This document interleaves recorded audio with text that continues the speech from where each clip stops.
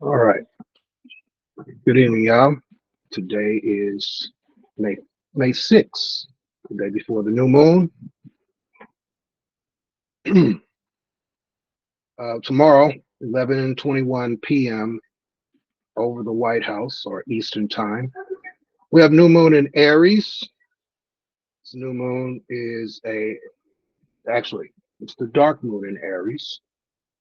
I know how I'm a stickler for that, but I call it the new moon because everybody else does. The new moon doesn't happen for about 36 hours or sometime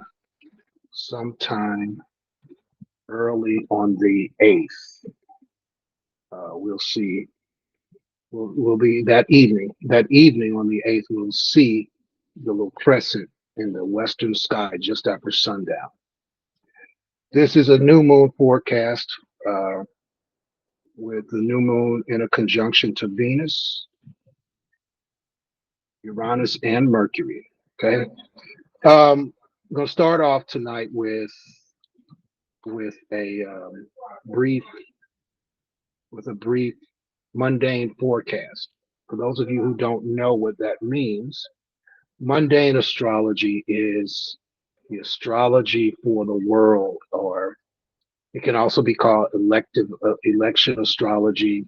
It can be called government astrology. It's reading the planets for potential things that we can see in the news. It can be local, it can be national or international. As always, when things happen in the world, it can be reflected in the United States. You know, when things happen in the United States, things can also have a correspondence to what happens in the world. Just think about this: when the United States catch a cold, the rest of the world sneezes.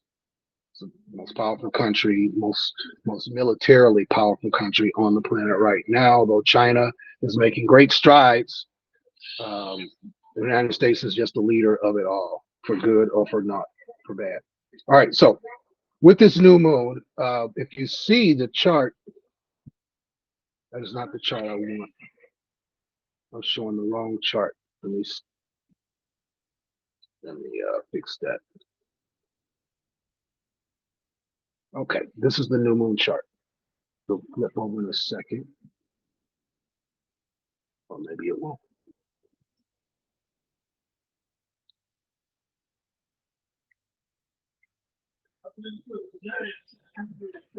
Okay. Forgive my nephew in the background. Okay, there it is. We have the new moon chart up now. Stand by, you all. I need to destroy this noise.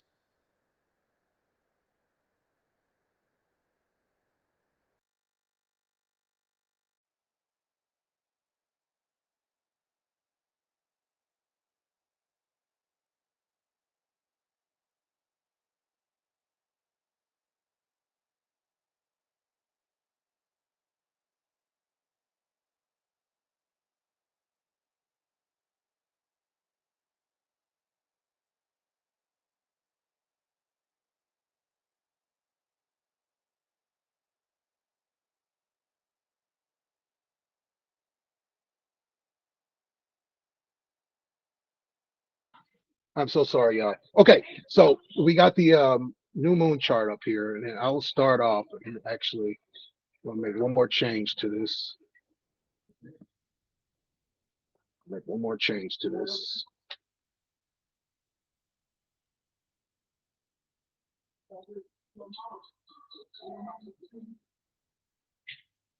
Okay.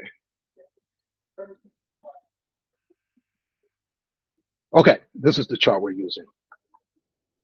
Um, we'll start off here with the fifth house moon, new moon in the fifth house in conjunction with Uranus. That is the orange planet that looks like the female, the moon, sun. I'm sorry, Venus looks like the female, moon, sun. Uranus is the red one in the sign of Aries, and that's Jupiter in Taurus. We will get to that one forthwith. Meanwhile, I'm going to start right where it is. You know, in mundane astrology, the fifth house can speak to high society.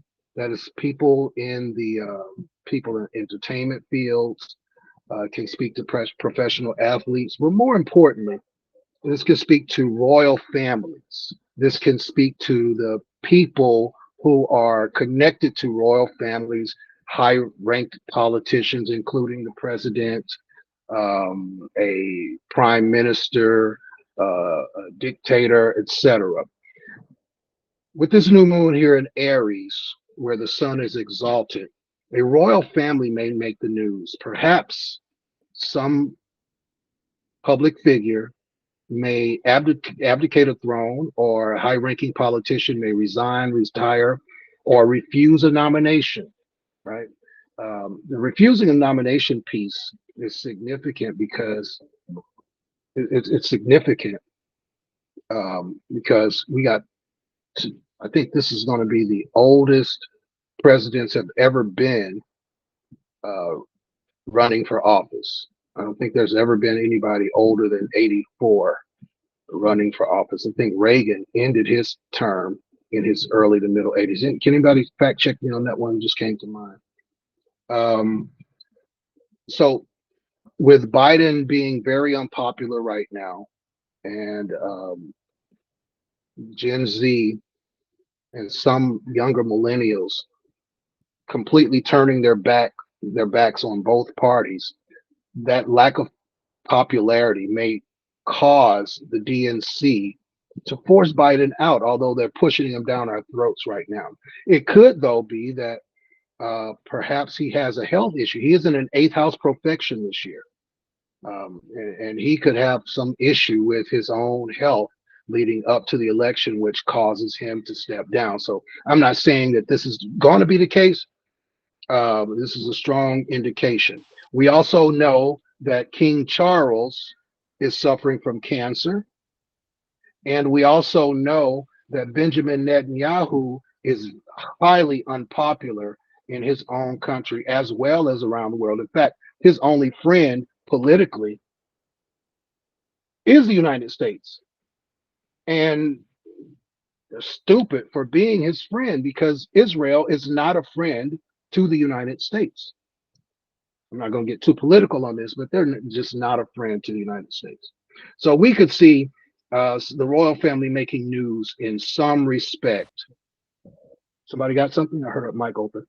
Yeah, it's me. I'll just fact check for you. Biden is the oldest president in office and in running for office. Thank you. Thank you. I kind of figured that. All right. Also, do you think we could potentially get an update about Catherine? I think she's dead personally, but That's his, no, that ain't his wife. Is that his wife? No, she's Camille. that's Catherine, real. princess. Yeah, Yeah, I haven't looked into that. I haven't looked into that, but perhaps I will. Um, I've heard that she might be. I've heard that she might be deceased as well. But they said, well, it was the same talk about the defense secretary a few months back when he vanished. But well, he they sort of, did the whole fake pictures and then fake videos, and every time they said they were like, 'cause nobody had actually seen her in person since like I think December. And hmm then they then came out and said she had cancer, but then it wasn't cancer. So like even like all the doctors who listened to the diagnosis of the video that was made through AI, of course, was like it didn't make sense. So that's where everybody was like, something's not adding up here. yeah, Exactly. yeah, And then exactly. for her to be talking about she had all that support from her family, but she was in the video by herself, that just didn't make no sense. My family Wow. supports and loves me. I'm sitting in a random bitch at a park. Okay, girl. hmm So look, we excuse me, we have Venus in Aries. She is in detriment. She cannot get her powers off as strongly as best as she normally would because she's a long way from home. She's in exile, right? She's in exile, as far away from home as she could possibly be. Okay. That is, her home is in Aries, but her other home is in Taurus, and she is in the 12th house of that home. So we've all taken a road trip, and let's say that road trip is 9, 10 hours. The longest portion of that trip is that last 90 minutes before you get home, right? That's that longest period of. I can remember when I was a truck driver, when I got to Effingham, Illinois, which is about 100 miles outside of St. Louis. It seemed like that 100-mile trip took 3 hours. So close yet so far, and it'd be a long trip. Same thing happened when I was traveling, crossing the country, going to the East Coast, picking up my kids for the summer. I'd be driving, and it's a 980-mile trip, depending on where I was going. A long trip, and boy, oh boy, the last 100 miles, that last 60 miles is seems way longer than the trip ordinarily would be. So Venus right now in Aries is kind of caught between those two pieces, right? Almost home, but not yet there, and a long way from home, even though there's a secondary home or another primary home to go to. At any rate, Venus here in the 12th house in this debilitated fashion speaks to scandals connected with women or children. Now, this could be a situation where we hear of a, while not too shocking, potential, potentially heartbreaking or disappointing, where a teacher is exposed for, some sexual act with a child. That is not uncommon today. It's not uncommon. We've been seeing that for decades now, but one could make the news around this period of time. There's the potential for violence at an amusement park, or dare I say it, a school shooting. It's been a while since we had one, and very soon, from the tropical perspective, that's the chart I had that chart up earlier. From the tropical perspective, Mars and the Moon, I'm sorry, Mars and Mercury will be in tropical Aries at the same time. And these two together, or these two in a square, or even in an opposition, can produce some sort of a violence at a school. I say amusement park because that is a fifth house thing. Okay. So we could hear something along those lines. Protests, these protests in support of the Palestinian plight, if it hasn't already happened, they're coming off campus, right? And they will become, these things will be disruptive to political events.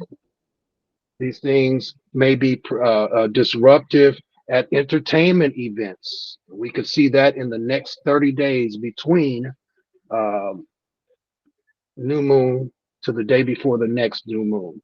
I'm not sure if that has already happened, but I do know that there have been a few schools, including Brown University, um, Cal Poly, Humboldt, and a few other small but significant schools. When I say significant, I mean expensive schools, have gotten their schools to divest from Israel. So there is some ground being gained, but then there are other schools that are digging in and resisting and arresting kids. I saw over the weekend that some students, I believe at Columbia, went on a hunger strike and only drinking water in support of Palestine and trying to force their university to divest from Israel. So let's keep an eye out for that. The announcement of a high-ranking foreign leader visiting the United States is not out of the question. This could be a prime minister, an ambassador, or the ruler of any nation. I do think that we will see um, Netanyahu show up at some point, uh, possibly at some point before the summer. Maybe it's in the summer. He may show up to try to sway Congress to crack down on us, those of us who are dead set against what they're doing. That's just gonna blow up in their face. I want to digress from what I'm saying right now and kind of speak on Gen Z. Mentioned this before. Gen Z and the late millennials got a surprise up their sleeve for this election. I don't think they are going to sit on their hands and not participate in the election. What I think they are going to do is throw all of their chips into the pot or onto the side of the table of a third party candidate. Now, I don't know if it's going to be Cornel West. I don't know if it's going to be the Green Party. I don't know if it's going to be a lesser party that none of us know about. But whatever happens, whoever wins the presidency will, unless they bring out somebody who's highly popular, who can round up the people and inspire the people to get on his team. Unless they can find somebody like that, I think what ends up happening is we see a repeat of the first Bush Clinton uh, um, election back in '92, where Ross Perot threw his hat in the ring, and Clinton did not have a clear majority, but he had got the most votes. Right? I think we're going to see another situation like that, where a third party gets 5, 7, 10% of the vote, or the 5, 7, 10% is split across several parties. I'm going to stand on that one because it's time. You know, there have been people over the years talking about a third party. We had the Tea Party a few years ago. They didn't make any strides because they were so marginalized with what they were trying to do, and they were just Republicans under a different cloth. Okay, but I think it's time. It's over time that we have more than one, more than these two parties, and if a third party gets at least 5% of the vote for the election in 2028, there will be federal funds. And this generation, the late millennials and the Gen Z people, and later on, about 10 years, Gen A, actually less than that, about 8 years, Gen A, these kids are going to change this world. They are not here. None of them, very few of them, were born to double down on the status quo. Now, some of them maybe get flipped back to the status quo as they age. But coming into that adult life, just think about this. Going all the way back to the 60s, the youth have always pined for and supported change. We saw all the protests, all the riots amongst the open-minded of them from the baby boomers in the 60s and 70s. And some of them got flipped in the 80s when they started entering their 30s and 40s. They got flipped. Okay. But the youth are always here to shake it up. Okay. I think the Bible says the young men should be there for war and the old men for wisdom, or something along those lines. And these kids have seen their parents go through. Just think about it. They were little kids when we had the 2008 financial crisis. They were also the same group of people who had to grow up drilling for school shootings. I mean, come on, we didn't have to do the worst drills we had to go through when we were kids was a tornado drill or fire drill, occasional earthquake drill, right? We didn't have to guard ourselves against school shooters. And these are the same kids who protested that same thing. What do you got, Larika? One of the other things you mentioned was like once they turned 30 and 40, they kind of went back to the status quo. And usually that's kind of based off of financials, right? So if we go back years ago and now I'm in my 30s and 40s and I'm making high middle class, then Republican tax breaks and all that looks good. Well, now even if you're making it, you're still struggling.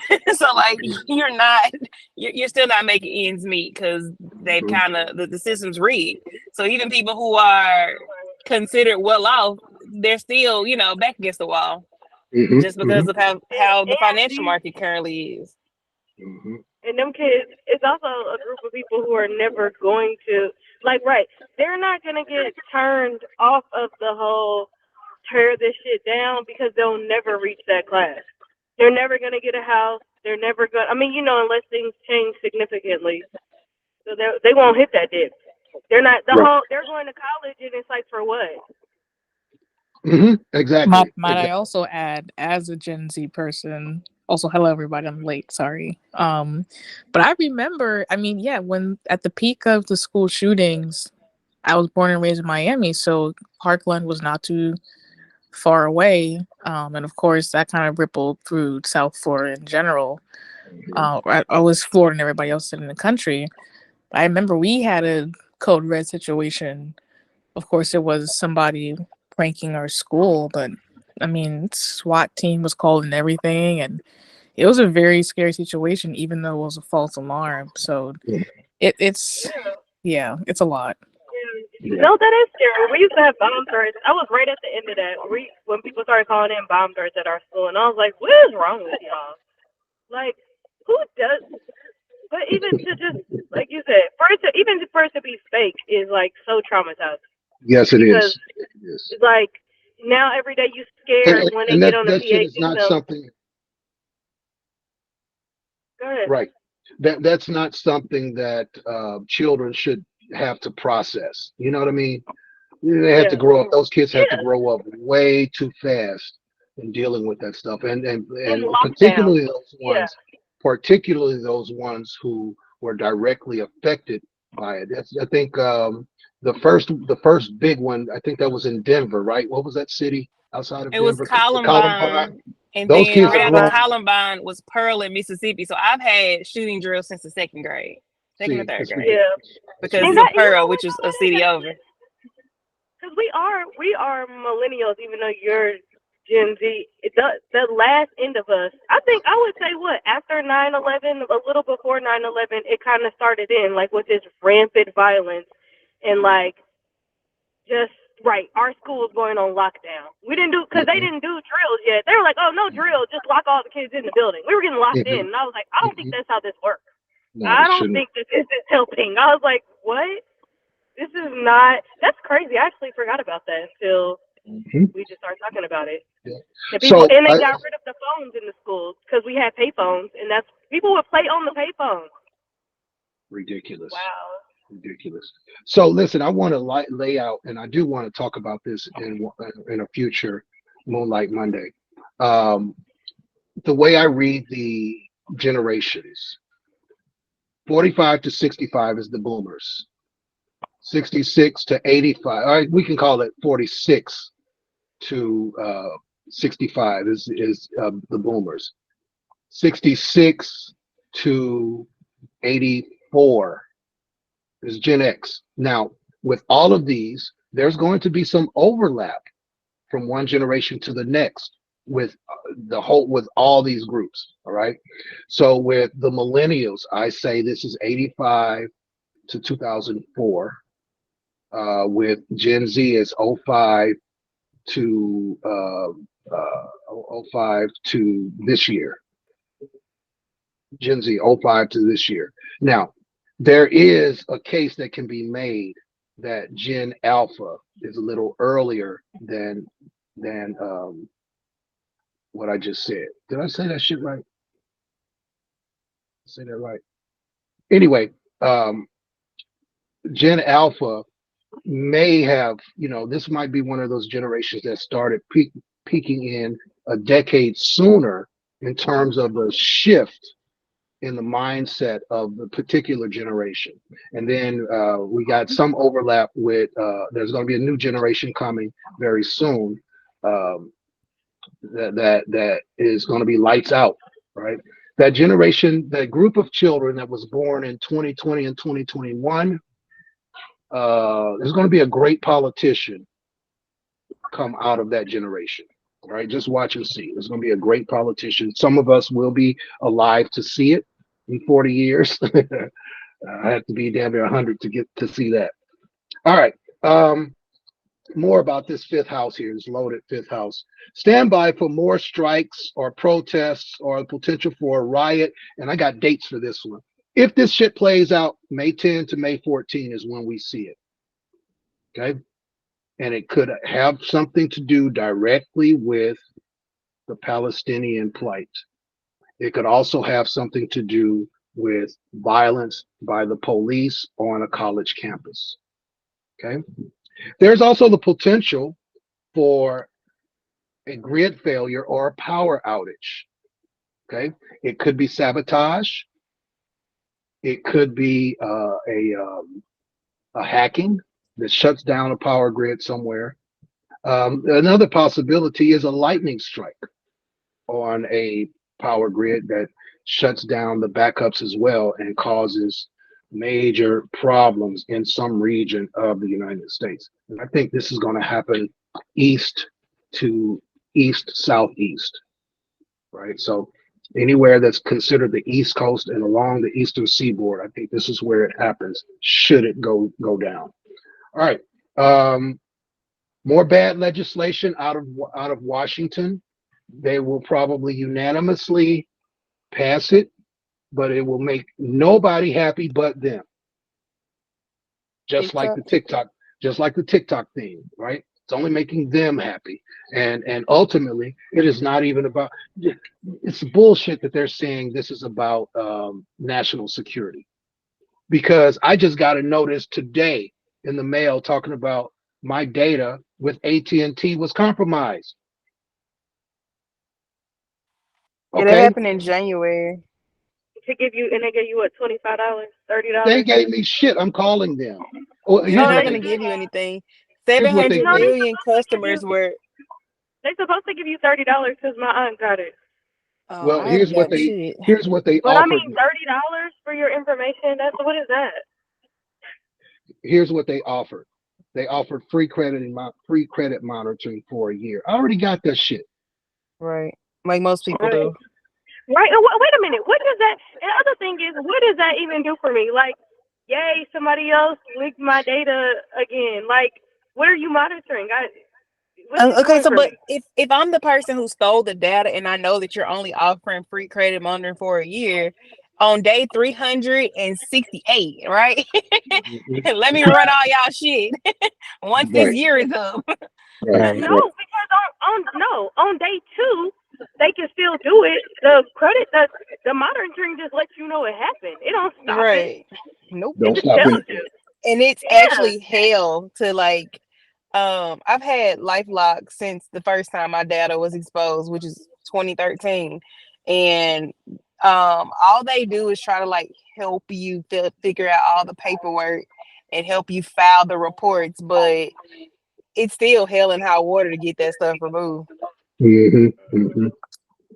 So, the only reason they're just trying to steal TikTok. The only reason, they're trying to steal it internally so that they can clamp down further on our free speech, right? Because Steve Mnuchin was the first one to volunteer. I'll buy it. He was a Trump appointee, and he jumped up and said he would buy it. TikTok is like, we ain't selling. You have to shut us down. But TikTok got a ace up their sleeve. You just wait. They got an ace up their sleeve. I think it's called TikTok Notes. And it's going to make TikTok more like Instagram. It'll be set up here in the United States, so they can cancel TikTok. They're not going to be able to stop. You saw that? They won't be able to stop us from talking to them. Here's the thing. TikTok said they will. They said, okay, we'll sell it to you. First of all, the fact that they want them to sell it, they're like, oh, we just want you to sell it within a year. Flag 1. Flag is on fire. But TikTok said, bet, we'll sell it. We're not giving you the algorithm. They were like, oh, wait a minute. No, wait, hold on. What's the problem?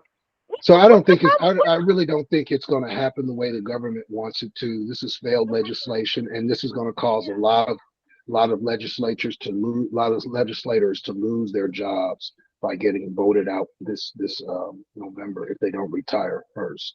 But the main reason they want to shut it down is because for the first time in human history that we have direct contact with people all across the globe sharing personal stories, sharing personal look at the Palestinians since October, right? They have been instrumental. That event has been instrumental in tons and tons of people converting to Islam. It's already the biggest religion on the planet. And we just went through a Venus-Jupiter conjunction, and this can bring some sea changes in terms of religious beliefs and expressions. So this shit this is backfiring like I don't know what, and they don't want the fact that I remember on Facebook right before they changed the algorithm in 2014 during August when the police tear gassed the protesters. I had just left maybe an hour before then. The police, St. Louis County Police and Ferguson Police, tear gassed the protesters, and the Palestinians were coming on to the live broadcasts from Ferguson, telling them to use milk to wash their eyes from the tear gas, right? And then after that, the algorithm switched and they compartmentalized and shut down a lot of accounts. That's how Facebook controls the narrative. They'll just shut your account down and won't even tell you why, right? So they don't want us talking to each other, us as in the common people across the globe. They don't want that happening. So this is why, and the United States especially, talking about the land of the free, yet you're quenching free speech by telling us it's illegal to criticize the government of Israel. Fuck them. All right, before I get in trouble, let me keep moving. Moon in the fifth suggests an increase in birth rates, unexpected pregnancies, more social problems.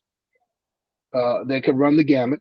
Oh, by the way, let me welcome some people who came in since I started. Ashley, welcome. Lena, Leah, who else? Yeah, I think that's the only one. Oh, and Brooke B Sanders. You're going to be up next, B. So just sit tight. I hope you got your rest last night. All right. Potential for troubling activities in schools and an unusual crime against children or women. This could be, again, a teacher-child sex accusation, something along those lines. Moving on, Uranus in the fifth can bring some crazy outcomes connected to entertainers. I would not be surprised to learn that, I made a note on that somewhere. I would not be surprised to learn that a notable person in Hollywood circles dies of a poisoning or some mysterious crime that is committed with no leads for the police to go on. Okay. There could also be a murder connected to religion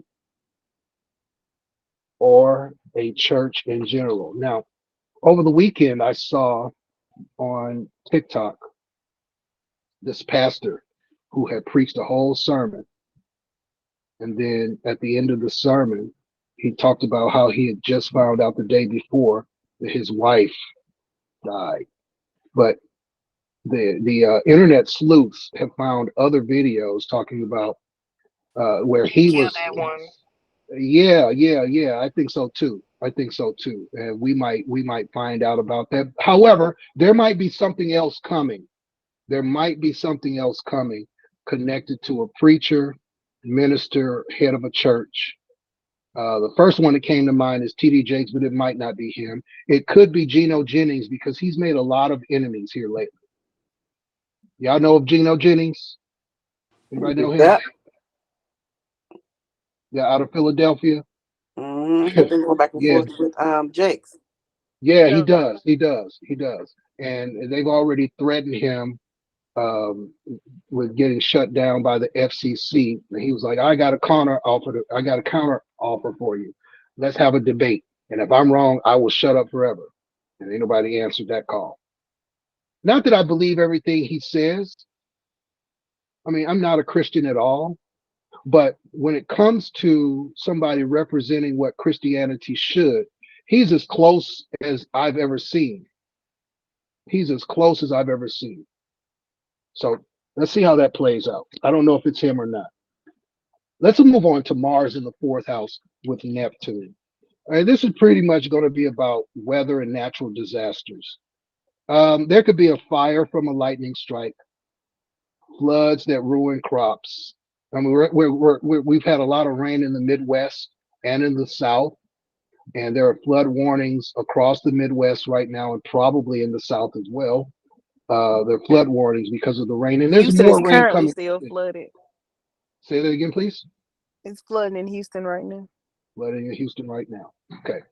So there may be floods that ruin crops, more storms, particularly from the northeast to the southwest. There is the potential with Mars here in the fourth house of an earthquake, a significant earthquake. I say this one's greater than 5.5.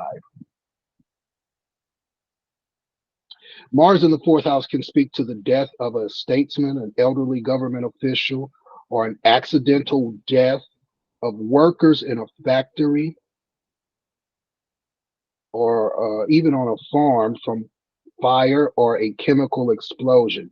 If it's on a farm, it's directly related to uh, a nitrogen buildup connected to soil. You know, nitrogen is highly explosive when it's really concentrated, and that is what was used to blow up the building in Oklahoma that Timothy McVeigh was accused of. It was fuel. It was fuel from manure. So it could be something along those lines, and it could be a place where manure is stored, and the lightning strikes the building, and boom, the shit goes up in flames. It could also be a chemical explosion. The awareness of an epidemic possibly connected to the bird flu. That's something we were talking about at the beginning of the show today, right? This bird flu thing, it has not yet reached critical mass. There's a alignment forming between a conjunction of Mars and Jupiter in sidereal Taurus, squaring Saturn in Aquarius. This can set off an epidemic, and it could directly be this avian flu that we're looking at, or its technical name, H5N1 virus. All right. So let's look out for that kind of thing. Um, there's one other piece I wanted to give y'all. This Mars Jupiter conjunction also kind of ties into the relationship, the religious piece that I was talking about. Mars is violence. Venus, Neptune in Pisces is has correspondence to religious people and churches in general. So there could be some violence connected there too. Let's see what happens. All right, finally, we got Saturn in the third house. I'm not going to touch on Jupiter. Jupiter is in Taurus, and while Jupiter in Taurus is favorable right now, that favorability is neutral and will remain neutral until the Sun is about 17 degrees ahead of Jupiter. All right, we'll talk about that in the days to come. Saturn in the third house signifies a accident connected to the railroads or trains in general. Now, much like earthquakes, these train accidents happen all the time. They happen every month, but they don't make news every month. I am seeing one here that may or may not make national news, but it may be significant, and it may tie into a bridge that is already compromised and collapses under the weight of this locomotive. Issues in trucking is also indicated. We kind of saw this earlier this month or late last month with the ship hitting the bridge in Baltimore. There were 3 other bridges that were compromised, 2 by barges, and one it was compromised by a truck turning over on the bridge and catching fire, and it weakened the bridge. I think that was in Ohio as well. But the other issues we may learn may be connected to a post office carrier, DHL, UPS, FedEx, and the like. A publisher, a publishing company may file for bankruptcy, may go out of business. Okay. And while this one isn't very strong with where Saturn sits, while this one isn't very strong, we may learn of a prominent broadcaster or a well-known broadcaster, writer, somebody in the journalistic or book writing industries making a transition through natural causes, old age, etc. Now, pivot to the next thing. Let's stop here. Let's stop here. Pivot to the next thing. B. Sanders, open your microphone. Let's talk about the dream workshop that's coming up. Oh, peace, everybody. I was just listening to you break these charts down. Let us know what's going on in the world. I'm very interested to see what happens with these leaders. But Thursday, you all, is welcome. Just to tell y'all a little bit. Okay. My toddler's in here. But pretty much the dream workshop. My name's B or Brooke, or everybody calls me B. I'm an intuitive reader, tarot reader, psychic medium, and I'm a dream interpreter. I've been doing this line of work for about 5.5 years. And one thing I noticed is that there's always a hyper focus on readings and not really a lot of time being taken to talk about like the intimacy that happens in our dream space. Some people just, disregard it. You got the people that's like, oh, I don't dream. I haven't dreamed since I was 6. And it's like, okay, it's not that you don't dream. It's that you may not recall your dreams. And there are multiple reasons why, based off of your home environment, based off of how you sleep, what you eat, your relaxation methods, how you journal, herbs, crystals, different things that tie directly into your dream hygiene to get you basically on board to even starting to dream again. That's one aspect of it. The other thing that we learn about is dream symbolism. Okay, I see something in the dream, but what does that mean? The most common thing we get is, oh, I had a dream about my ex. My ex is thinking about me. Just because you have a dream about your ex does not mean your ex is thinking about your ass. Sometimes you may be subconsciously thinking about your ex or dreaming about your ex, or there may be a certain energy or an age or a timeline that your guides are trying to get you to be aware of, because you may be in that same cycle, and it has nothing to do with your ex at all. It has something to do with the environment, less about the people. What do you see? What do you smell? Another aspect could be astral projection, learning how you intentionally show up in other people's dreams, and also how you may unintentionally just be flying around in the astral planes. Lucid dreaming. Okay, I'm having a bad dream.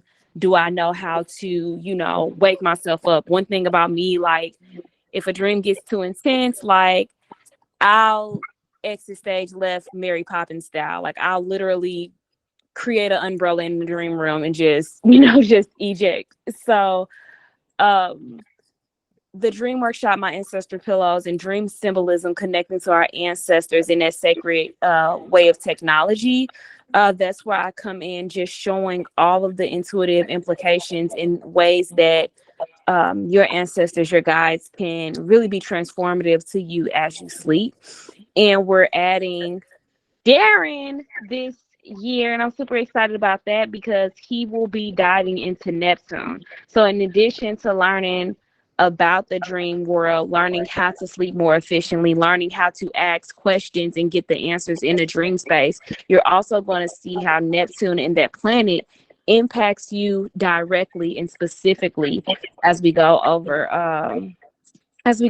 it. So a few reviews, there have been people that have, it's helped their children in regards to removing nightmares. There have been people that said that they never knew that they could dream again, that have been able to recall their dreams. People who can now actively lucid dream And so just opening this up to his audience, to his community, to let you know that astrology and the spiritual world intersects. And I would love to have y'all there with my community. Cool beans. Thank you for that, Brooke. All right. I want to just touch on Neptune real quick and how this ties into what Ms. Sanders is doing. Um, this is about, so the power of Neptune is connected to the 12th house. And we are all very much familiar with the low vibrations of Neptune, right? Delusions, fooling yourself, tricking yourself, being tricked by others, being idealistic, living in a fantasy land, the tendency to escape, be that escape through drugs or alcohol or any other thing that you can use to escape. Um, Neptune can create a sense of fog or confusion, making sleep harder, making restful sleep harder to come by. Okay. Neptune's influence can pose challenges, but it can also offer a gateway to profound insights and spiritual growth. To harness the positive aspects of Neptune and the 12th house for a peaceful experience, several practices can be adopted. Meditation, dream journaling, creating a soothing sleep environment, and boundaries in terms of self-care. Um, Boundaries directly connected to self-care, which can lead to better sleep quality. The mystical planet of Neptune and the 12th house in astrology provide a fascinating exploration into the realm of dreams. You know, many of you that I've read, particularly on a consistent basis, have asked you, do you dream? Pay attention to your dreams, both those dreams you have consciously, where your mind drifts. You know, the older we get, the less our mind tends to drift. You remember being in school, high school, middle school, grade school, even teachers talking womp, womp, womp, womp, sound like Charlie Brown, and your mind drifts off and you have this faraway gaze in your eye. We get away from that because of the jadedness that the jaded experiences, the experiences that cause us to become jaded as we grow up. And then you get to like my age, I can't remember the last time I drifted off in a daydream, but I'm one who dream all the time at night.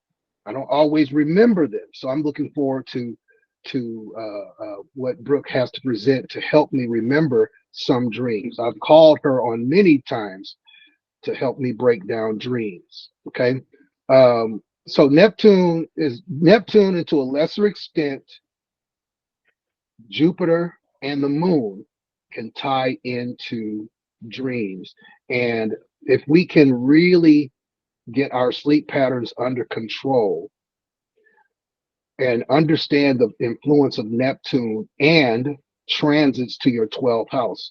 Because for most of us, unless we have Neptune, unless we are Aries rising or let's see, Aries rising, Taurus rising, Gemini rising, we might not live long enough to see Mercury transit our 12th house. Well, some of us may even be able, we may be able to stretch that to a Taurus rising, because Neptune takes about a decade to go through one sign. And as we speak right now, from the sidereal perspective, Neptune is in Pisces, new into Pisces this year, or maybe it was late last year, but very new into Pisces and won't change signs again until 2030 something. Okay, so understanding the influence of Neptune in the 12th house on our sleep patterns can empower us to enhance or harness its positive effects for enhanced self-discovery, intuition, and a deeper connection to the spiritual realm. By practicing these influences and incorporating mindful practices, by embracing these influences, I should say, and incorporating mindful practices, we can set ourselves on a journey of restful and transformative sleep experiences.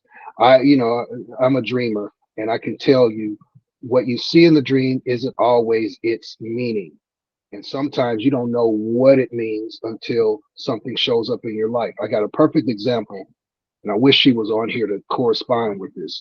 In October of 2021, I got a horrible phone call where one of my oldest clients, or one of the people that I connected with in the early days of my astrology career, called me on October 7th and told me that her spouse had killed one of her twins. Now, in that previous July, I had a nightmare. I dreamt that it was me, or from my perspective, it was me. Although it was like I was looking through somebody else's eyes, and there was this little child crying, and this man punched this child in the chest, and the child collapsed and couldn't breathe. And I set up saying, "No, no, that's not supposed to happen." I didn't know what the shit that I didn't know what the hell that meant until 3 months later when I got this call. I saw it happen. I literally saw this thing happen, and I couldn't make sense of it. Okay, could not make sense of it until it played out in October.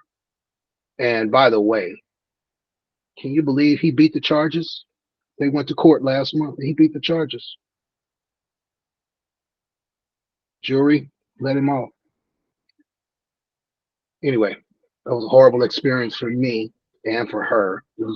I had to cancel my schedule for 3 days because I could not stop crying for her, mourning for her, and the fact that it felt so close to me that I dreamt about it and did not know what I was dreaming. Anyway, we're going to get into a lot of this stuff in this workshop. It's a 4-part workshop. We begin this Thursday. I already sent out the invitation and the Eventbrite connection to this workshop, and I will send it out a time or two again before Thursday, and hope to see many of you can make it there. All right, thank you, Brooke. I want to talk about. I'm not going to get into the Venus-Jupiter conjunction for the sake of time. I will focus here though now on the Venus-Uranus conjunction that's coming on the 18th. This has been building up for a few weeks now. When Venus and Jupiter align, when Venus and Uranus align, it combines themes of beauty, love, and romance with rebellion, innovation, and uniqueness. Okay, some keywords associated with Venus are love, value, and resources. With Uranus, suddenness, clarity, liberation, breaking free, unexpected events, excitement, and rebellion. The Venus-Uranus synastry can create electric sparks in relationships, brief yet exciting, short-lived relationships, i.e., fuckboy energy. What does that mean, Darren? You single women, especially Great if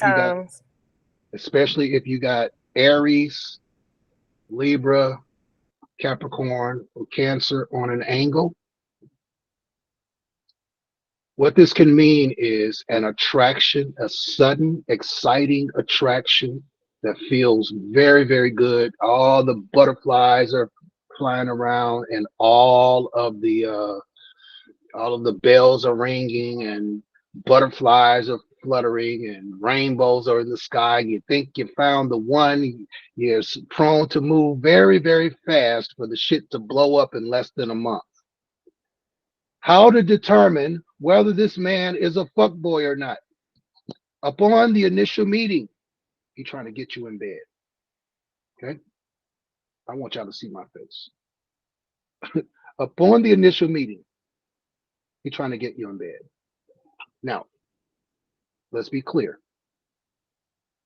That is always the initial attraction from men, right? Oh, I could wake up to her. Oh, that body looked good, etc., etc., etc. He's in a hurry to get you in an isolated place to make his move. If he does not want to take time to get to know you, You pump the brakes and he's still in a hurry, then this is very likely fuckboy energy. You know, he will say all the right things. He may be love bombing. Um, he may put it all on the table, you know, risk it all for a moment of pleasure. You are not to engage into those types of men under this transit unless you on some fuck boy energy or unless you on some fuck girl energy at the same time. If that's what the case is, okay, then have lower expectations and protect yourself. When I say lower expectations, have no expectations beyond the event of copulation. Okay. If you want to have that vertical, have that horizontal dance, have that horizontal dance, but make sure you set a boundary for yourself. Venus in Aries can bring out the flirtatiousness of women, can make women a little bit aggressive, a lot of bit aggressive. That's not what Venus is all about. Venus is not aggressive. Okay. And this might sound stereotypical. This might be even a little bit off, but aggressive women usually get burned. Can I get a witness? When I say burn, the shit blow up. If you're aggressive, you don't get what you want. Can I get a witness from the ladies in the room? Because you carried a relationship on your back. How about that? It's How the about worst that? thing you can do. And the trick in that is that people always say we love when women go for it, or women who go for it get what they want. Yes, and you do all the work. Now, I For the gotta, most part. For the most I part. have to give you another perspective on women being aggressive, though. Men don't mind a woman shooting her shot, but there's a way to shoot your shot. We don't shoot our shot. We just show you that the court that it's open for you to take a shot. And Well, that's the difference. okay, all right. I hear what you're saying. I hear what you're saying. Mhm. Where I'm going with this is that, and maybe some of you are not old enough to remember, but there used to be cartoons from the Warner Brothers and the same people who also made Tom and Jerry from way back in the day, where a cartoon character, a female cartoon character, was flirting with some wolf or some lion who was just a piece of shit of a man, and she would literally drop her hanky. She would drop her handkerchief. She'd be dressed in some Victorian style dress with a bonnet on her head, and she would drop her handkerchief. And I can remember this one where this I think she was a lamb or I don't know, a rabbit. I don't know what she was, but she dropped her hanky, and all of these wolves came from all over the place, fighting each other, trying to pick it up. There's subtle ways that women can flirt. I am not talking about that. I am talking about flirting like a man, and that's Venus in Aries, flirting like a man. All right, flirting like a man, being sexually explicit early on. No, that's not the move. That is not the move. Okay. All right. So I want to beat the fuckboy energy in the ground. Just know that this is a possibility that if you try to start a relationship in this time with somebody you meet in this time, this is not about somebody that you've been dealing with for a period of time. The fuckboy energy. This is not about them. This is new people coming into your life. All right. This is new people. Aside from that, Venus is creativity. Wait, what Uranus. did you say? This is not about what? This is not about people who are already in your life. These are about new. This is about the Oh, fuckboy thing. Is about gotcha. new people who enter into your life under this transit. And we can say this transit. Let's see. Looking at the chart we have up, knowing Venus moves at 1 degree per day, so we can really start this from now through the 18th. You're single, you meet somebody now through the 18th, you put their ass to the test and see if they can be patient. Because we also know that women are the gatekeepers for sex, right? Y'all determine, with the exception of violation of your body, women determine when sex go down. Okay, so you got total control over this. He come all hard and heavy and love bombing you and all this old shit. Put his ass to the test. If he can hold out a month or more, then okay, you got somebody to work with. If he's willing to be patient, great. If he's not willing to be patient, cut the kite and let it fly away on its own. Right? Now, Venus conjunct Uranus also can bring creative breakthroughs, sudden new attractions that can be thrilling, fast moving, but unstable. It can bring sudden or unexpected events connected to money. You've been having money woes. Put in the work, put in the effort, and there could be some new money coming. This is particularly for those who are on the entrepreneurial side or create their own money. But this can also bring a brilliant idea that you can initiate in short order. You make some quick money. All right. Now, this is only going to last for a short period of time because all three of these two planets will be changing signs within the month. Venus will change signs around the 20th, and Uranus changes signs at the end of this month, and they will all be in Taurus. We'll talk about that one later. And the reason why I want to talk about it later is because the sun will also be traveling with this Venus-Jupiter conjunction. Now, just to touch on it just a little bit, the Venus-Jupiter conjunction can bring a reason to celebrate, a wedding. It could be hanging out with friends, going to a party. It could be the announcement of something new. This could be on it at its very base level. This can be a period of time where you do nothing but indulge yourself in pleasures. All right. We'll come back to that one at a day in the future. Erratic affection. Somebody you're already dealing with. I hate Renee left because she needed to hear this. That's probably why she left. Erratic affection. A partner saying, I need some space, I need distance. This is part of that transit. It's a sudden change in the quality of the relationship. This might be a little bit, I'm just going to say it.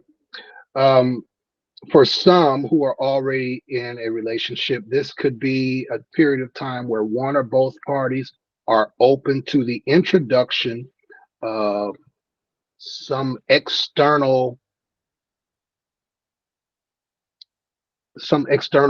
thing or person in terms of sex. The thing would be the introduction of a sex toy. Okay. We might even see, I don't know how to find the data, but we might even see an explosion of sales of sex toys. You know, the sex toys industry is really, really growing with the introduction of AI and robotics and all of these other things, electronic devices that stimulate sex like no other thing. I don't have any, by the way, but this is a thing that's growing, and I think it's going to get even bigger with this Uranus transit through Taurus, because Taurus corresponds with sex as well, sexual pleasures. Okay.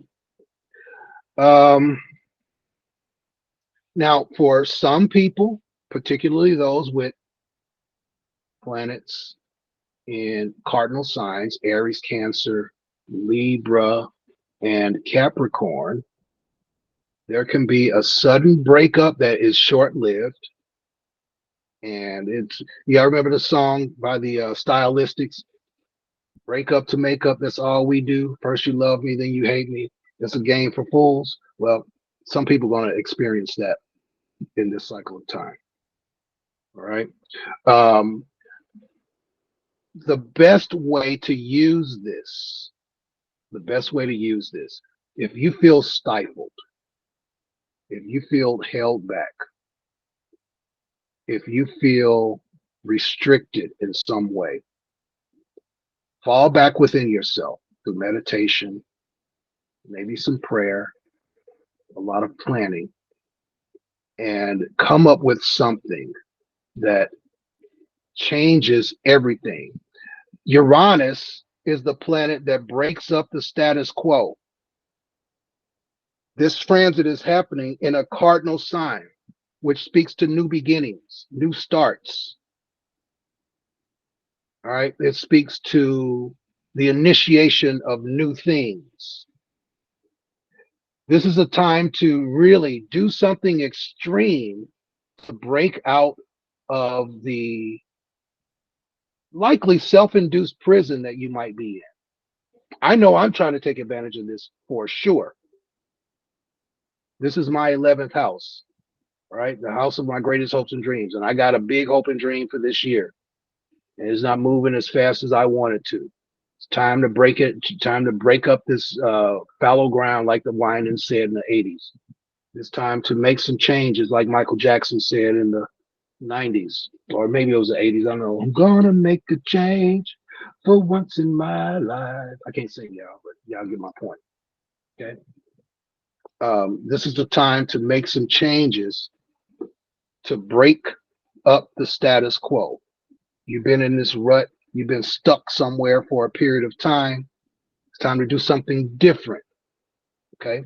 It has to feel good, or you may want it to feel good. So this is the time to break out. Anybody got any questions on that, or anything to say about that?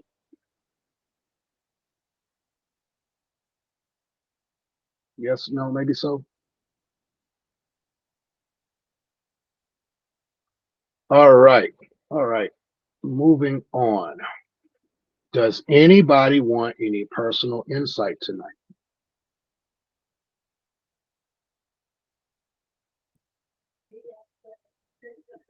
Me, Hey, Ashley. hi. How are you, love? I'm great. What's going on in your world? This is about career.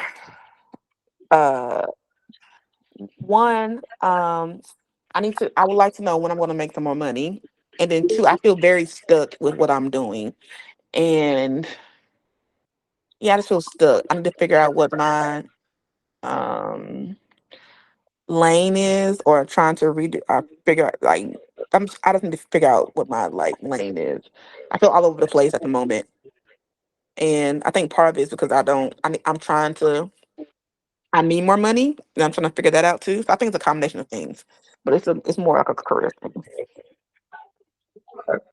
Let's see what we got.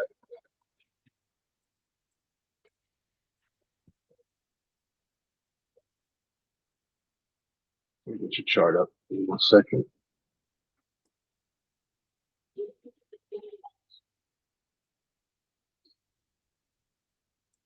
So you got to be in a fourth or fifth house production. Let's see.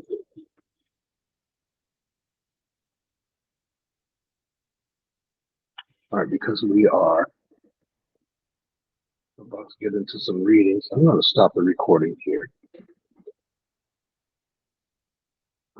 And for those of you who are listening to this recording after the fact on YouTube, if you want insight personally, you can find me at astrovisionstransitwatch.com, Darren Lamont on Facebook or Instagram or even TikTok. Thank you for listening. We'll talk to you guys next time.